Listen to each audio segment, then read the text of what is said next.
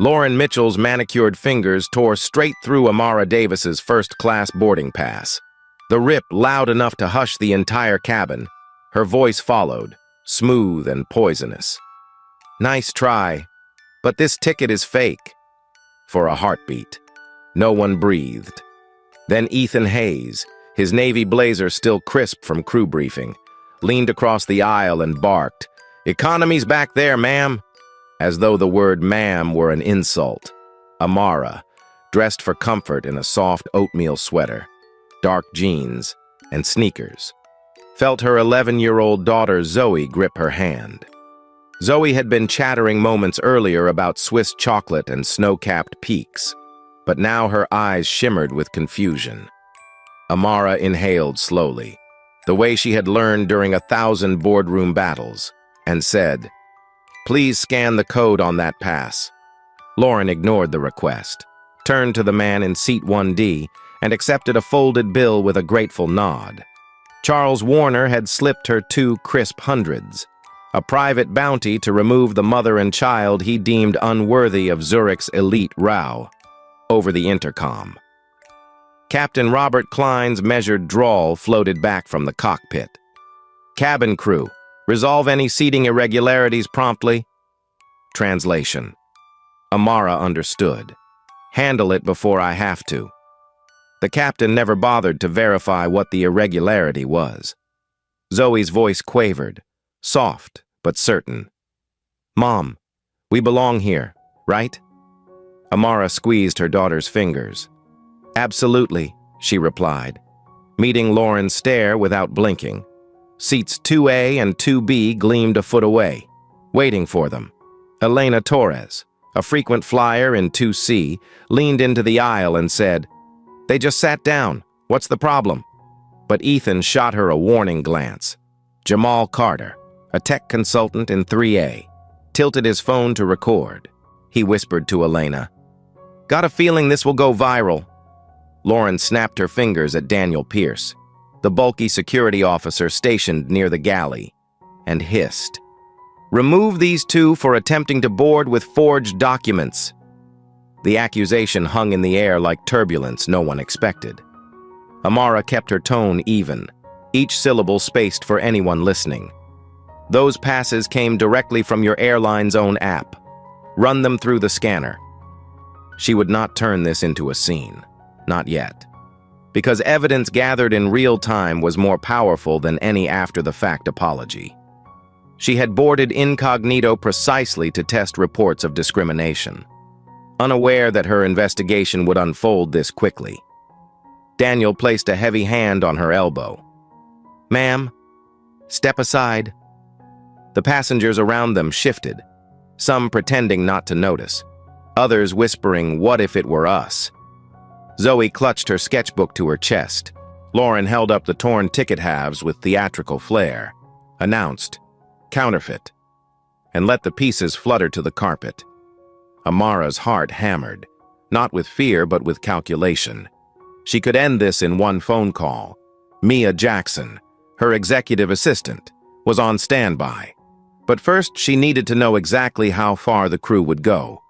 She turned slightly toward the aisle camera, ensuring her face, Lauren's sneer, and the shredded pass were all in frame. "Will you at least scan my daughter's?" she asked. Ethan plucked Zoe's pass, gave it a perfunctory glance, and tore it as well.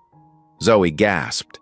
The sound sliced through Amara's composure for a second, stirring memories of investors years earlier who had told her, "Come back when you have a white male co-founder." That sting had become fuel. Today it reignited. Amara straightened, spoke firmly yet quietly. "You're making a mistake that will cost more than you imagine." Charles smirked, settling deeper into his leather seat, confident his cash had purchased silence. Elena's patience snapped. "This is outrageous," she said. Rising halfway, Jamal followed, phone held high. "The world's watching. Folks," Ethan barked, "phones down." No one complied. Danielle Pierce's grip tightened. Zoe whispered, "Mom, I just want to see the Alps." The words pierced Amara's resolve. Her vacation promise to Zoe was not a luxury, but a bond. She met her daughter's eyes, brown mirrors of her own, and thought, "Hold on, baby. We'll get there." Lauren's tone turned icy. "You don't belong in first class, and the captain trusts me." Amara studied the attendant's nameplate, committing every detail to memory. "Your uniform should stand for safety and service," she said, voice warm yet unyielding. "Instead, you're turning it into a costume for cruelty." A rustle spread through the cabin as passengers processed that line. Simple, calm, devastating. Ethan attempted one last push. "Stop resisting or I'll call Port Authority." Jamal filmed him point blank.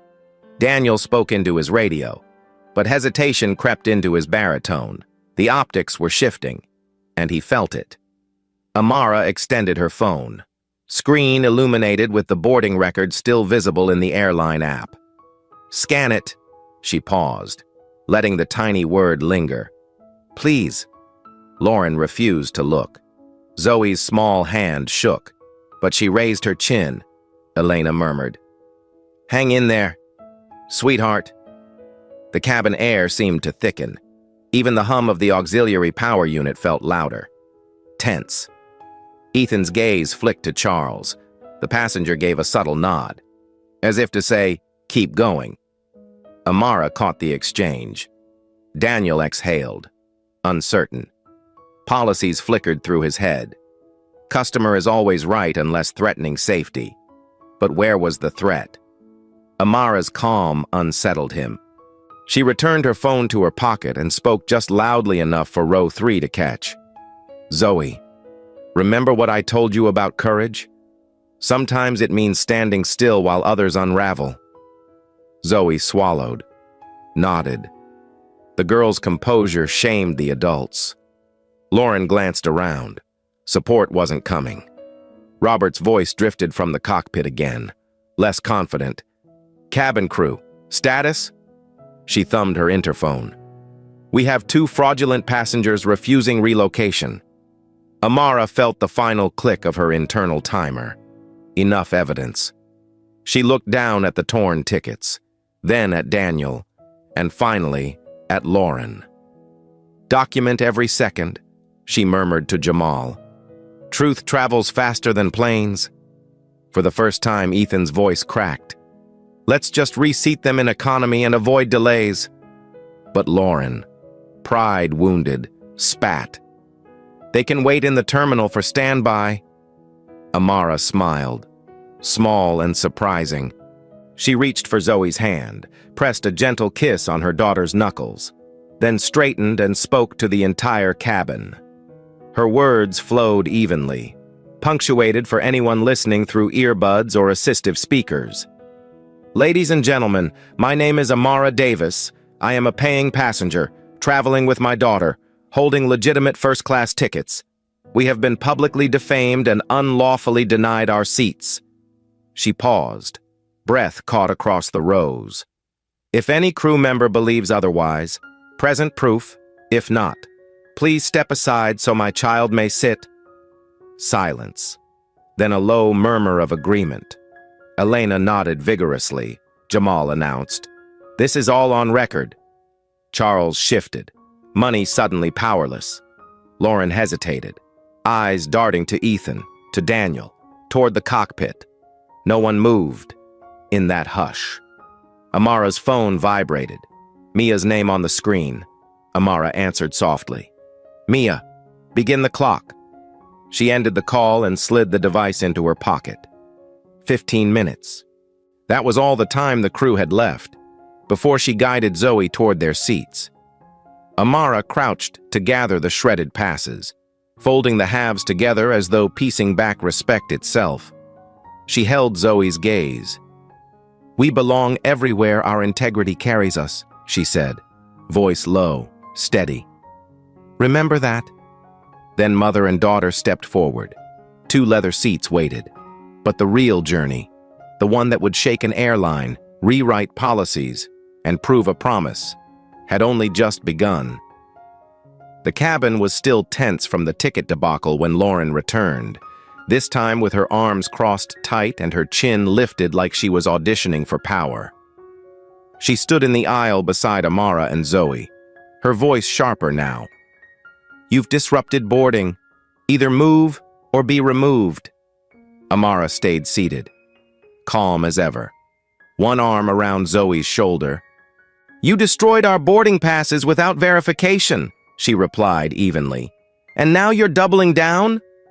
Lauren didn't answer, because just then Ethan burst back into the cabin, voice pitched high with faux outrage. "They stole Charles's wallet!" His words cracked like a whip across the rows. Gasps rippled from several passengers. Zoe stiffened. Amara's expression barely changed, but her jaw locked. Ethan pointed directly at Amara, then to her bag tucked beneath seat 2A. "Check her purse. Charles says he saw her take it." Amara turned to Zoe, who looked more confused than ever. "Mom, what's happening?" the girl whispered. "It's not true," Amara murmured back. "Stay calm." She turned to the crew. "If there's a missing item, check the cameras, check the cabin, but don't you dare accuse my child or me without proof." Lauren looked past Amara toward the cockpit, waiting for a signal. It came. Captain Roberts' voice slid through the intercom like ice. "Security. Verify the claim immediately." Daniel Pierce stepped forward, this time with one hand already on his belt, ready to escalate. "We need to search your belongings." Amara stood now. Her voice didn't rise, but it carried across the first-class cabin. "On what grounds? You already tore up our tickets. Now a passenger, who bribed your crew, is accusing us of theft, and instead of questioning him, you're treating us like criminals?" She turned slightly, ensuring the overhead camera had her in frame again. "This isn't about a wallet. It's about bias. It's about appearance. It's about Charles Warner deciding my daughter and I don't look like we belong here." A few rows back, Elena Torres leaned into the aisle, eyebrows furrowed. "This is getting out of control. I watched them sit down. No one took anything." Jamal stood again. "You're gonna strip search them based on a rumor?" Just as Daniel took a step forward, a new voice chimed in, soft but confident. "Excuse me, it was Sophie Nguyen, the youngest of the flight attendants, clearly nervous, but her conscience was louder than her fear. She stepped beside Elena and said, 'I just came from the galley. Charles has his wallet. It's in his coat pocket.'" Silence. Then Jamal, louder. "Say that again," Sophie repeated, firmer this time. "He never lost it. I saw him checking his coat just now. Ethan lied." The color drained from Ethan's face, but he pushed back. "She doesn't know what she saw. Charles said it was gone." But now everyone was watching. Elena, Jamal, half the cabin, even a woman across the aisle who had stayed quiet until now, quietly filming the entire ordeal on her phone. Amara looked at Ethan, her voice smooth but brimming with authority. "You're trying to remove us with a false accusation. That's slander." Daniel hesitated. "Ma'am, we still need to confirm." "Then confirm," Amara snapped. "But do it properly, not through lies and theatrics." Zoe, her voice barely audible, whispered, "I didn't do anything. Mom, I didn't even move." Amara leaned down, brushing hair from her daughter's forehead. "I know, and they'll know too." Jamal stepped into the aisle, blocking Daniel's path. "You're not searching anyone until you check Charles's coat." The tension hit a breaking point. Passengers began murmuring louder. "This ain't right," one man muttered. "Why don't they ask Charles?" another said. But the man in question, Charles Warner, stayed seated, eyes down, hands clenched in his lap. Guilty silence. Lauren tried to seize control. "Let's all calm down. We'll sort this once we're airborne." But Elena wasn't having it. "No, You already ripped their tickets and accused them of theft. You don't get to act like this is routine. Sophie, now emboldened, stepped closer to Amara. I'm sorry. I didn't know what was going on when I walked up earlier. But what Ethan said, that you took the wallet, isn't true. Amara met her eyes. Thank you. Your courage matters. The intercom chimed again. Robert's voice, this time less certain. Security, do a full sweep before takeoff. Confirm the claim. Daniel, unsure now, walked briskly toward the coat closet. Seconds later, he returned holding the wallet. Found it. Still there. Nothing's missing. The breath left the cabin like air sucked from a balloon. Amara turned back to Ethan, who suddenly couldn't meet her gaze. You accused a mother and her child of theft to help Charles feel more comfortable. Ethan opened his mouth, but nothing came out. Jamal, filming the whole time, said, You might want to stop digging. You're already buried, Elena added. The fact that this crew believed him, without question, says everything. Amara exhaled, slow and steady. I've stayed quiet long enough. You've crossed too many lines. And believe me, your actions today won't disappear when this flight takes off. Zoe, still curled close to her side, whispered, Can we still go to Switzerland? Amara kissed the top of her head. Yes, baby, we're going. I promise. Lauren tried to regain composure. We just acted on the information we had. Amara didn't flinch. No, you acted on prejudice, on assumption. You followed a passenger's money and ignored your own protocol. She turned again, facing the rows of watching travelers. This isn't just about us anymore. It's about how many families you've done this to and gotten away with it. Elena nodded. We've all seen it. But today it stops. The cabin had changed. It wasn't quiet submission anymore. It was alert, charged, and watching. Jamal looked at Sophie. You might be the only one here who did the right thing. Sophie blushed but stood taller. Someone had to say something. Amara pulled out her phone. Her thumb hovered over a contact. She wasn't calling Mia yet, not until she knew what else this crew might try. But now, she had everything she needed: bias, a bribe, a false theft report, evidence, witnesses, and above all, dignity, still intact, unshaken. She tucked the phone away, turned to Zoe, and whispered gently, We're not done yet. The truth was unfolding seat by seat, and Amara Davis had just begun her quiet revolution, just when the cabin seemed like it might exhale. Sophie reappeared, this time holding a digital tablet, her face pale and tight. She paused beside Amara, tilted the screen toward her, and whispered so only a few could hear. You've been marked as unruly in the manifest. Amara blinked once, lips parting slightly. Marked? Sophie nodded, swallowing hard. The captain flagged your name manually. I saw the entry. It was added less than 10 minutes ago. Amara straightened, her mind already spinning through the implications. Robert Klein had gone beyond ignoring protocol.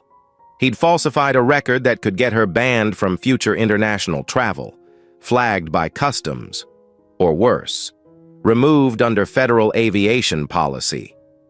Lauren caught the exchange and, sensing a shift, raised her voice to the cabin. These two have been identified as a security concern. We're under protocol to have them removed immediately. Ethan, feeding off the declaration, added with a smirk. This flight won't depart until they're out of the cabin. Charles Warner leaned back in his seat, folding his arms, pleased. Finally, he muttered under his breath, but Sophie didn't stay silent this time. Captain Robert added that flag after they were seated, after the tickets were torn. That's not protocol, it's retaliation. Elena stood up again, this time full height, voice firm. You can't falsify flight records just because you don't like who's in the seat. That's not how this works, Jamal chimed in, loud enough for everyone. If they were really a threat, security would have removed them at the gate, not mid-boarding after a fake wallet story. The passengers stirred uneasily. A man in row 4 leaned forward and asked, "Wait, did the pilot actually tamper with the manifest?" Amara didn't raise her voice, but her words struck hard.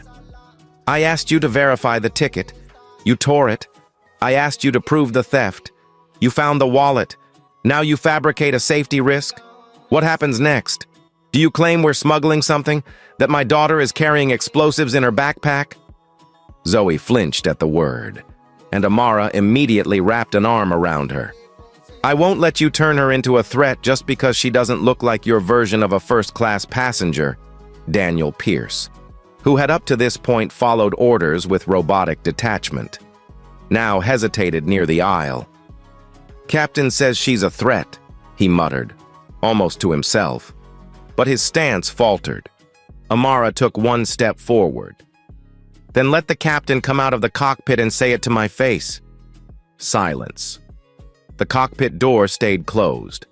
Robert's voice buzzed through the intercom again, colder this time. "Cabin crew, remove the flagged passengers. Follow protocol."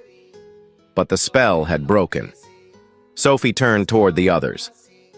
"There's no protocol that says we ignore proof, ignore real-time footage, ignore passengers and just obey bias. We're supposed to serve, not destroy reputations." Lauren's face flushed, her eyes darting toward Charles, as if looking for rescue. But he stayed seated, smug but silent. Ethan doubled down. "This is delaying departure. We need them gone," Elena snapped. "You need to sit down and shut up." Gasps followed, then a ripple of quiet cheers. Jamal walked to Daniel's side, holding his phone high. "You're being recorded. All of this manifest thing, that's federal. You sure you want your name attached to it?" Daniel blinked slowly, the weight of liability finally creeping in. Sophie tapped the screen again and showed it to Elena and Jamal. "It was changed at 11:52. That's 7 minutes after she boarded. I can testify. So can the time logs." Amara spoke now, voice razor sharp. "What you've done isn't just wrong, it's illegal. You've tampered with airline records to justify discrimination." She turned to face the rows of passengers behind her. "Let me ask all of you something. If I had been white, in a business suit, with a briefcase instead of a backpack and a daughter with blonde curls instead of braids, would you have torn my ticket? Would you have said I was a threat? Would you have believed Charles?" No one spoke, but no one looked away. Not anymore. Lauren tried one final tactic. "You're escalating the situation. Ms. Davis," Amara snapped. "Amara Davis." The name didn't register yet. That would come later. For now. It hung in the air like a quiet countdown, Jamal said. "That manifest change? It needs to be reported," Elena added, "and every single person involved held accountable." Then came the chant, low at first, then louder. A woman in row 5 started it. "Let them fly!" A man in row 6 echoed, "Let them fly!" Soon, the whole cabin was saying it, like thunder through the aisles. Daniel looked at Lauren, she looked at Ethan, and for the first time, they looked scared. Sophie stepped between them and Amara. "You can't fake protocol to silence passengers, not anymore. We all see it now." Amara turned to Zoe and whispered, "We're almost through." Over the speaker, Robert's voice cracked, a rare thing from a captain. "Crew, please, manage the situation before I call airport command." Amara faced forward. "Do it. Call them. Because when they get here, I'll show them everything. The footage, the torn passes, the altered manifest, and the bribe your crew accepted." Her voice softened only for Zoe. "We're going to Switzerland, sweetheart. I promise." Lauren started to protest again. but Ethan's voice cut in first, flat, almost panicked. "Charles gave us cash to clear the seats." The cabin went quiet. Charles sat up suddenly. "You weren't supposed to say that," he hissed. Lauren stared at Ethan, mouth open. "What are you doing?" He shrugged. "I'm not losing my job over this." Amara stared at him for a long moment. "You already did." And with that, she pulled out her phone and pressed the screen. One ring, two. Then Mia Jackson's calm voice answered. "Ready?" Amara looked toward the front of the cabin and said clearly, "It's time. Bring in Samuel." She ended the call and returned the phone to her pocket. The passengers murmured again, this time not with suspicion, but with curiosity. Who was Amara Davis really? Zoe gripped her mother's hand, her voice steadier than before. "Do we get to go now?" Amara kissed her forehead and nodded. "Yes, baby. But first, they go." The cabin wasn't just watching anymore. It was waiting. Something bigger than seats and tickets had shifted. A reckoning was about to walk down that aisle. The moment Ethan admitted Charles had bribed them, the cabin seemed to reel in collective disbelief. But before any resolution could take root, Lauren twisted the story once again. "I just noticed a safety issue," she announced loudly, grabbing onto the closest excuse with practiced authority. "This child's seatbelt was tampered with. That's a serious violation." Amara's eyes narrowed. "What are you talking about?" she asked, rising to her feet. "My daughter has been sitting here this entire time. No one touched her belt." But Lauren was already gesturing to Daniel. "She's a threat, interfering with onboard safety." Ethan jumped on the lie like it was his last lifeline. "I saw her loosen the child's belt." The air shifted sharply as Daniel approached Amara, posture tense, reaching out again. "Ma'am, I have no choice but to detain you for a safety inspection." Zoe's eyes filled with panic as she cried out, "No, Mom, I didn't do anything." Amara turned, shielding her daughter with her body. "Don't you lay a hand on her," she warned. "This is a lie, and you know it." Elena stood up from her seat and called out, "I've been watching the entire time. No one touched that belt except Lauren. I saw her lean in while pretending to adjust the tray table." Jamal moved into the aisle once again, blocking Daniel's path with his arms wide. "You're not detaining anyone. You've already framed them with a fake theft, tore up their real tickets, changed the manifest, and now this?" His voice boomed. "You're staging a threat now? Really?" Several passengers murmured in agreement, and phones lifted again into recording mode. That's when Sophie stepped forward, eyes filled with quiet fury. "Lauren loosened that belt," she said. "I watched her do it 5 minutes ago while pretending to check on Zoe. It was deliberate." Lauren's face drained of color. "That's a lie," she snapped, voice cracking. Sophie didn't flinch. "No, it's the truth. You set her up, just like you helped Ethan set them up for theft, just like the manifest tampering. It's all falling apart now, and you're scrambling." The words hung in the cabin like smoke. Daniel's hand dropped away from his radio.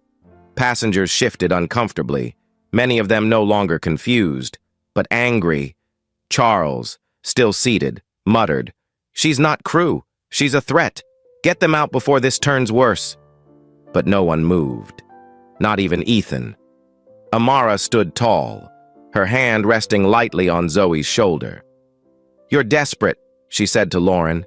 "You've run out of lies, so now you endanger a child to cover your own collapse."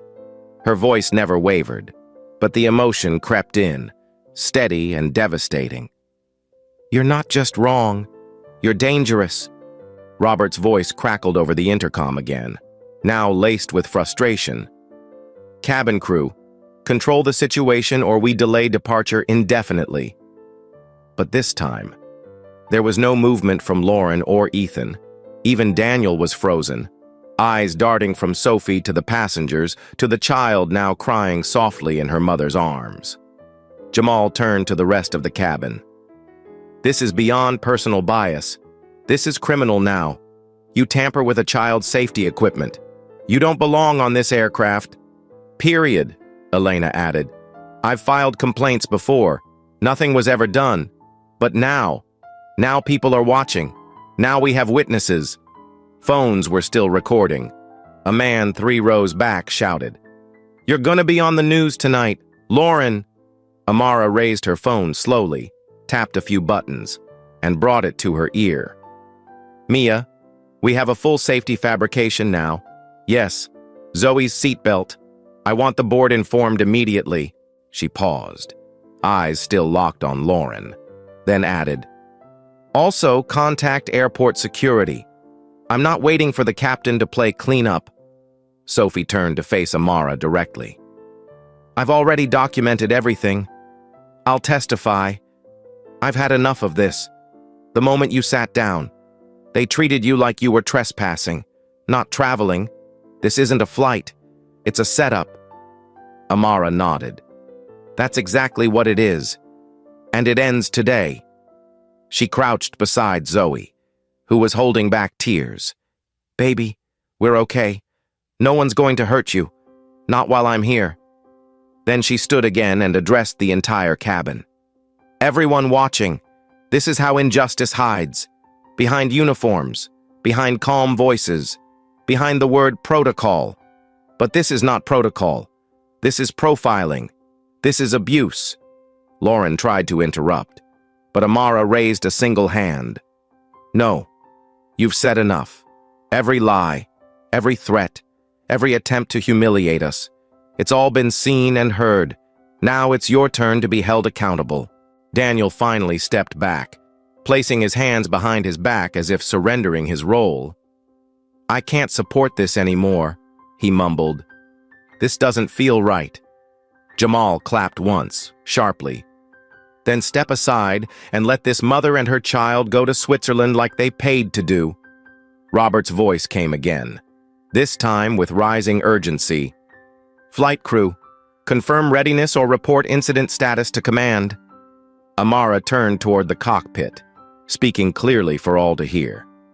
"The incident is over. Your crew has fabricated a safety risk to remove me.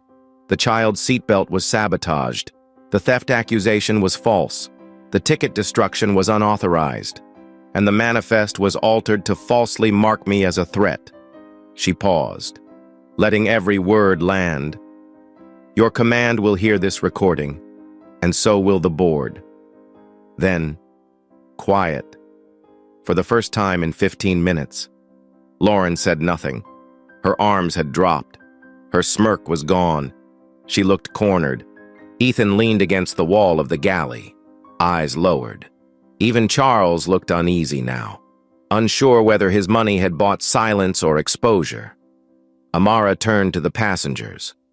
"I want to thank each of you who spoke up, who stood, who recorded what happened here today. This isn't just about me. This is about every person who gets dismissed, demeaned, or destroyed because someone thinks they don't look the part." Elena wiped her eyes. "You stood your ground, and now they can't hide anymore." Jamal stepped back beside his seat. "You're not just flying. You're fighting for every one of us who's been treated like less." Zoe looked up at her mom and whispered, "Can we sit now?" Amara smiled, bent low, and kissed her forehead. "Yes, sweetheart. We're not going anywhere." She turned to the crew, what was left of them, and gave one final instruction. "Call your supervisor. Tell them the CEO is on board, and we're not moving until this gets handled right." And with that, she reached for her phone one last time. One call. That's all it would take. Because the next person to walk down that aisle would not be there to remove Amara. They'd be there to remove the ones who tried and failed to break her. The cabin door opened with a low mechanical hiss, and the hum of conversation fell into silence as a tall man in a charcoal suit stepped aboard, followed closely by a poised woman in a sleek navy dress. The man's badge read, "Regional Director, Pinnacle Airlines. The woman beside him carried a thin tablet and an unmistakable air of command. It was Mia Jackson, calm, focused, and unreadable. She walked directly to seat 2A and stood beside Amara without a word. Then Samuel Brooks, the regional director himself, lifted his voice just enough to carry over the first-class cabin. "Ladies and gentlemen, thank you for your patience. I'm here on behalf of Pinnacle Airlines executive leadership. I'd like to formally acknowledge that Amara Davis, seated before you, is not only a paying first-class passenger on this flight to Zurich, but also the CEO and 25% shareholder of Pinnacle Airlines." A collective gasp swept across the rows. Heads turned, phones that had been filming out of curiosity now recorded out of awe. Charles Warner's face froze, the blood draining as he slowly sat upright. Lauren Mitchell's lips parted, her smug expression collapsing into stunned horror. Ethan Hayes let out a quiet, "Oh no," as if the reality had only just pierced his shield of denial. Even Daniel Pierce lowered his gaze, retreating one slow step toward the galley. Amara stood slowly, gently guiding Zoe out of her seat to stand beside her. "This is my daughter," she said softly, "and this was supposed to be our vacation. Instead, your crew turned it into a public humiliation, a string of lies, and a threat to our safety." She turned slightly toward Mia. "Let's begin." Mia tapped a few commands on her tablet, and her voice rang clear and deliberate. "Per CEO directive and board authorization, flight attendants Lauren Mitchell and Ethan Hayes, Captain Robert Klein, and Security Officer Daniel Pierce are hereby relieved of duty, effective immediately. All four will be escorted off this aircraft and suspended pending formal investigation for policy violations, manifest tampering, false safety reporting, racial profiling, and misconduct unbecoming of Pinnacle Airlines staff." The words hit like a wave. Lauren stumbled back against the cabin wall, whispering, "We didn't know. She didn't look like." But Amara cut her off. "Like what? Like a CEO? Like someone who could afford first class? Like someone whose child belonged in a cabin of so-called elites?" Her voice never rose, but the air tightened with every word. "You didn't need to know who I was. You just needed to treat us with decency." Ethan looked toward Charles, desperate now. "He paid us.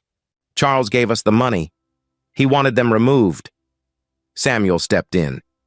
"And you accepted a bribe, falsified a theft report, and initiated a fabricated safety threat against a mother and her child. There is no defense for that." Lauren tried to interrupt again, her voice trembling. "That's not all. There were internal directives, subtle ones, from the higher-ups." But Mia held up a hand. "That will be addressed separately. Today is about what you chose to do." Jamal Carter, still seated but leaning forward, spoke up for everyone. "She didn't need a name tag for you to treat her right, but now that you know who she is, you're finally scared." Elena nodded beside him. "The only thing elite here today was her patience." Robert's voice crackled weakly from the intercom. "We were just trying to protect the flight." Amara raised her eyes toward the cockpit, her tone sharp. "You didn't protect anything. You endangered my daughter. And you gambled with the integrity of the airline I helped build." Mia's voice was even. "Captain Robert Klein, you are suspended as of this moment. Step out of the cockpit." When the door finally opened and Robert emerged, he looked like a man walking into a courtroom, not an airplane aisle. Daniel, stiff and silent, followed behind him. The four employees, once confident and commanding, now looked exposed, diminished. Zoe clung to her mother's hand. "Can we go to Switzerland now?" she asked softly. Amara smiled gently, brushing her daughter's braid over her shoulder. "Yes, baby. Now we can—" Applause broke out from row 5, then 6. Soon the entire cabin was clapping, many standing to show support. Amara turned, tears in her eyes, but none had fallen. Mia leaned in and said, "Catherine Lee and Richard Patel have approved every action. You'll get their written statements within the hour." Amara nodded. "Good. And I want a full review of every crew member on every international flight from JFK for the past 6 months. If this happened to us, it's happened to others." Sophie stepped forward, her voice steady. "I'll help. I want to testify. And I want to be trained properly, because I won't work for an airline that lets this happen in silence." Amara gave her a long look, then said, "We'll make sure that never happens again. And we'll start with you." Lauren looked to Mia one last time. "You're ruining our lives," Amara answered before Mia could. "No. You ruined your own the moment you decided you could buy dignity, destroy records, and lie without consequence. That era ends today." Charles, finally standing, tried to retreat down the aisle unnoticed, but passengers blocked his way. "Where are you going?" someone asked. "Stay and watch this." Jamal stood in his path. "No one forgets a man who uses money to humiliate families," Elena added. "You owe that child an apology." Charles tried to speak but gave up. He sat back down, face crimson, breathing heavily.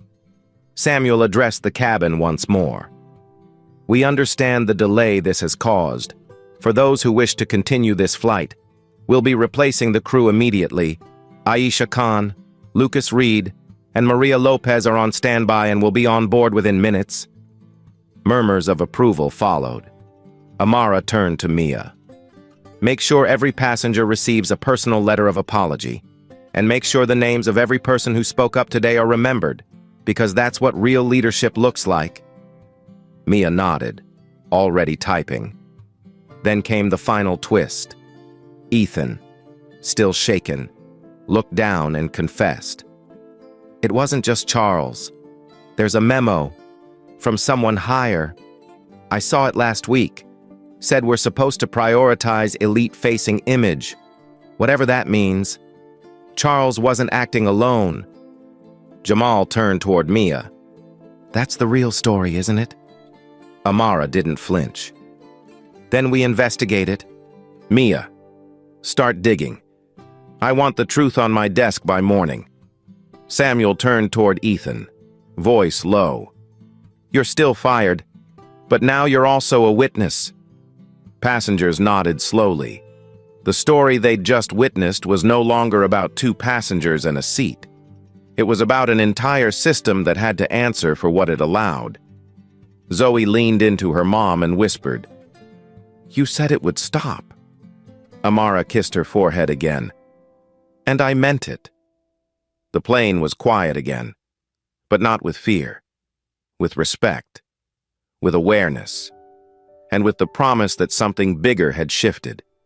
Because now, everyone on board knew exactly who Amara Davis was and what she stood for. The next morning, inside a glass-walled conference room overlooking Manhattan's skyline, the leadership of Pinnacle Airlines assembled without the usual pleasantries. The weight of what had unfolded the day before pressed heavily across the table. Amara Davis sat at the head, calm and composed, dressed in navy slacks and a crisp white blouse, her eyes locked on the internal reports scrolling across Mia Jackson's tablet. To her left sat Catherine Lee, vice chair of the board, her expression unreadable but focused. Beside her was Richard Patel, the airline's chief compliance officer, flipping through a printed dossier that listed every violation committed on Flight 482 to Zurich. At the far end sat Samuel Brooks, hands folded, having already briefed everyone on the firings of Lauren Mitchell, Ethan Hayes, Captain Robert Klein, and Daniel Pierce. Amara broke the silence first. "The public will expect accountability, but what I care about is fixing the culture that allowed this." Catherine nodded. "As of this morning, all 4 individuals have been officially terminated. Their access is revoked, and severance canceled under cause," Richard added. "We've also issued a preliminary apology to all passengers on the manifest. along with travel credits and a personal note from your office. Amara turned slightly to Mia. And the replacements? Mia replied. Aisha Khan, Lucas Reed, and Maria Lopez are in place. The Zurich flight took off this morning without issue. Passenger sentiment is already reversing. Our social team flagged a spike in praise. But that wasn't the end of it. Amara leaned back, tapping her pen against the edge of the table. What about the memo Ethan mentioned? Samuel glanced toward Richard. We pulled archived internal communications from 6 months ago. One stood out. A directive from a now-retired VP of Operations, Richard Calloway. It outlined elite passenger presentation standards.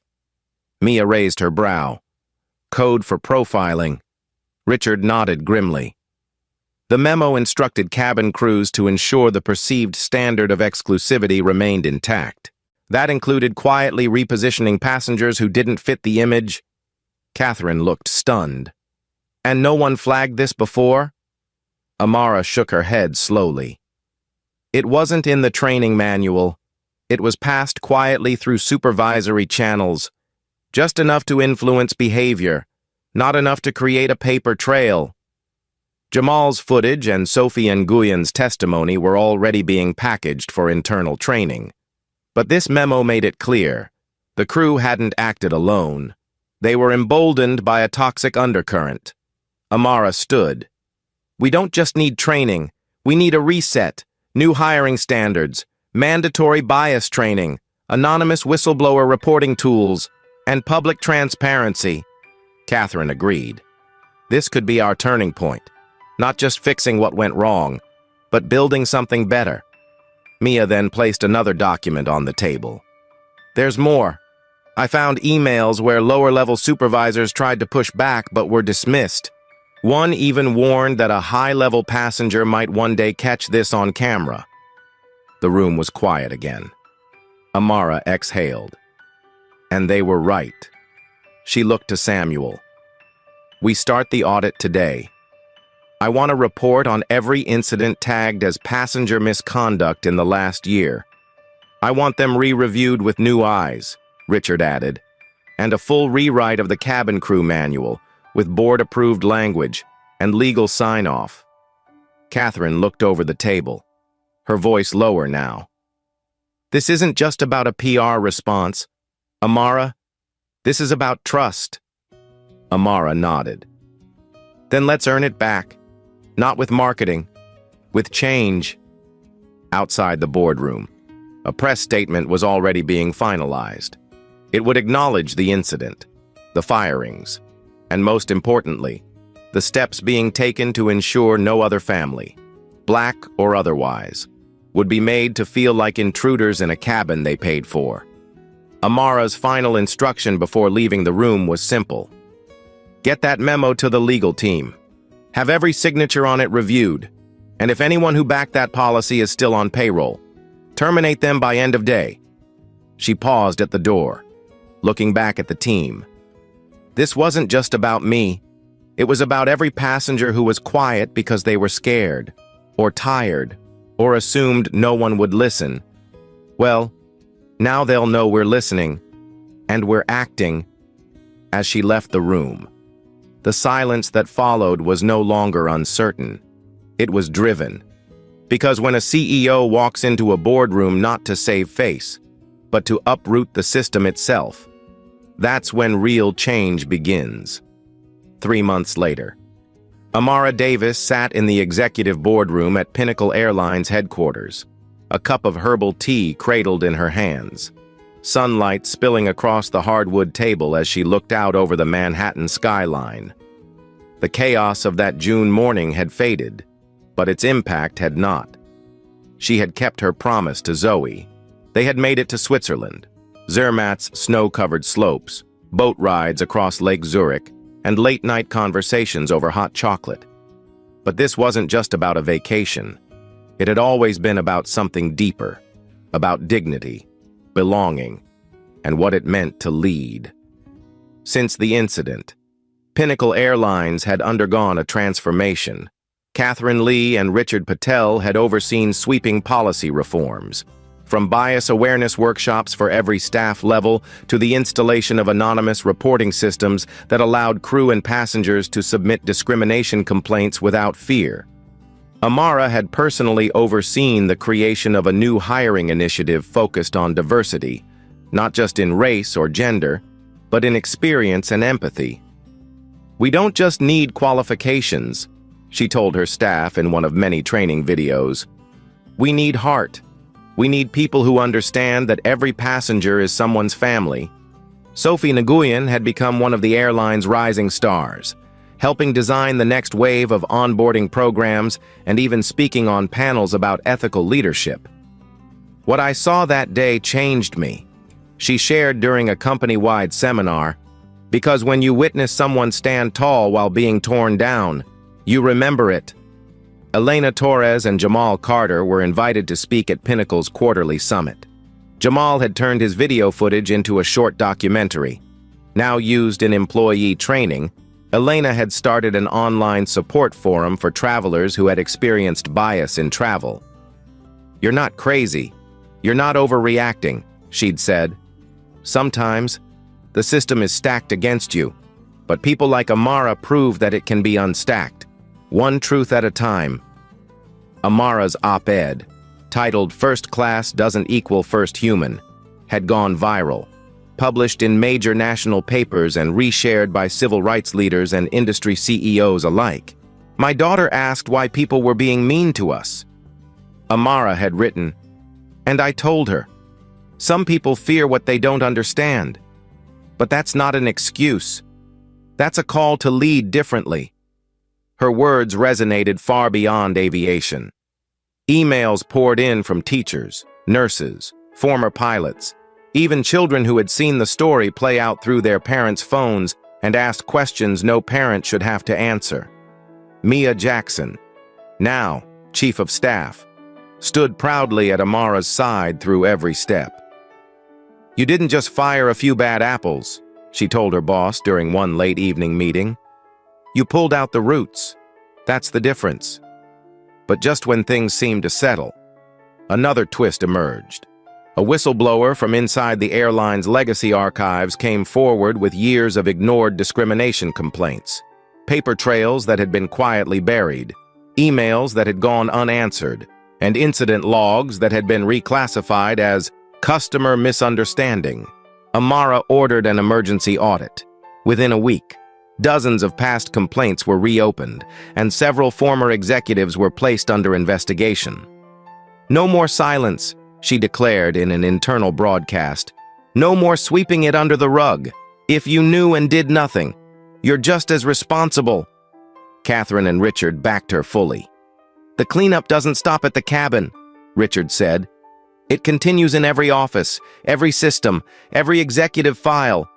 And with that, Pinnacle Airlines launched the Aviation Equity Initiative, a new arm of the company dedicated to setting industry-wide standards for anti-discrimination training, fair hiring, and passenger protections. On September 29th, Amara took the stage at a global aviation summit. She wasn't there to gloat or celebrate. She was there to redefine what leadership looked like. "You want to talk about turbulence?" she began, pausing for effect. "Try having your child watch you be accused, insulted, and threatened, all before takeoff. Then ask yourself if your airline's policies are really built for everyone, or just for some." Her speech brought the room to its feet. The applause wasn't just for what she'd endured, it was for the way she had turned it into purpose. Afterward, back in her office, Zoe sat curled on the couch, sketchbook in her lap.